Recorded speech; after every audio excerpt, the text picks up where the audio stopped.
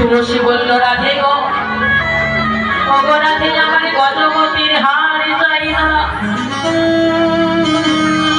আমার বড় সোনার অলঙ্কার চাই না। রাধে গো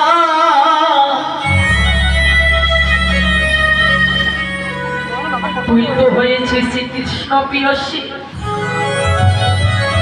আমি যদি একবার তোর সঙ্গে সঙ্গ করিতে পারি তাহলে মনে হয় আমিও শ্রীগোবিন্দের চরণ পেয়ে যাব।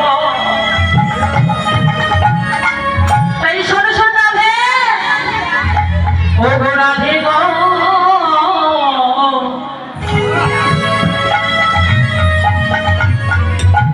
এই জগতে ধর ঐশ্বর্য কি হবে যদি আমার